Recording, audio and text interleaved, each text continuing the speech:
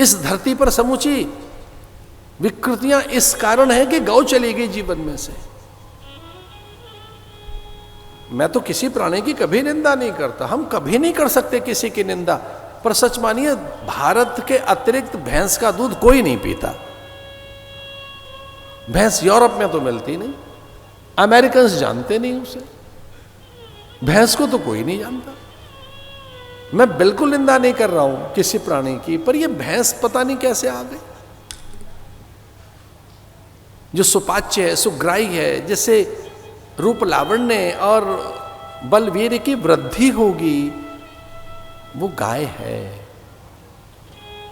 जिसके लिए वेदों में कितने आख्यान हैं।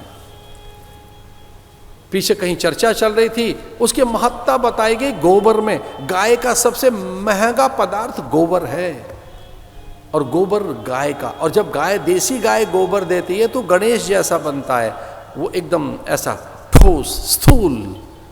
गाय का गोबर गणेश की आकृति का बनता है। उसके ऊपर एक श्वेत झिल्ली अपने आप प्रकट हो जाती है श्लेष का, उसे करीशुनी कहते हैं।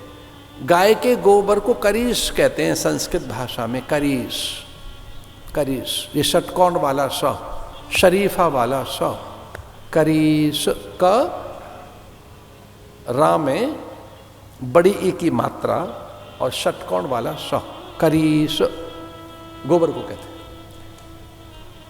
गंधद्वारा दुरादर्शाम नित्य पुष्टाम करीषणीम ईश्वरीम सर्वभूतानाम तामिहोपह्ये श्रियम। करीश के ऊपर करीषणी, जो श्वेत झिल्ली है, वो आणविक विकिरण के लिए समर्थ रक्षा कवच है। अंबर से कोई विकिरण न हो, घातक किरणों का, विषाक्त किरणों का, आकाश से ऐसी किरणें न आए जो जीवन का नाश करें। किसी भी काल में, किसी भी समय, रासायनिक युद्ध के भी समय, जब रसायन युद्ध हो, कोई केमिकल वॉर कभी हो, किसी भी प्रकार के विष के निवारण के लिए वो करीषणी बताई गई, गोबर। उसकी मूल कथा है, लंबी कथा है, उसमें लक्ष्मी जी का वास है। लक्ष्मी रूठ के बैठ गई, मैं तो नहीं जाती, मैं क्यों जाऊं, सब मेरे पास आते हैं। सबने कहा मां गौ में सब वास कर रहे हैं, गौ में सब चले गए। सनकादिक, नारद, देव, ऋषि, मुनि और लोकपाल, दिक्पाल, क्षेत्रपाल सब गए, कोई बचा नहीं है, सब गौलोक में ही चले गए। माँ ने देखा कोई है नहीं, नारायण भी चले गए, तो गौ माता के पास आई लक्ष्मी और कहने लगी मुझे स्थान दे। तो उन्होंने कहा आपको जो अच्छा लगता हो वहां विराज सकती हैं। लक्ष्मी जी गोबर में बैठ गईं। लक्ष्मी जी,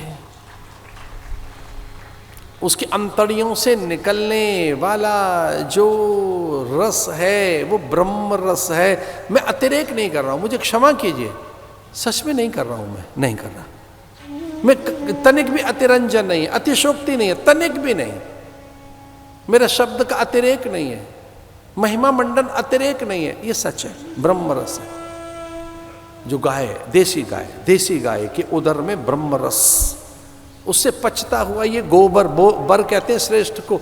गऊ की श्रेष्ठ कोई वस्तु है तो गोबर है, उसका मूत्र है। उसे औटाओगे तो मावा बन जाएगा, उसे उबालोगे तो केवल गौ का मूत्र ही ऐसा इससे मावा बनता है, खोया बनता है। उसे औटा लें, उसे उबाल लें, मूत्र जो पंचगव्य में काम आता है, अनिद्रा में, उन्माद में, उत्तेजना में, आवेश में, अथवा नपुंसकता में।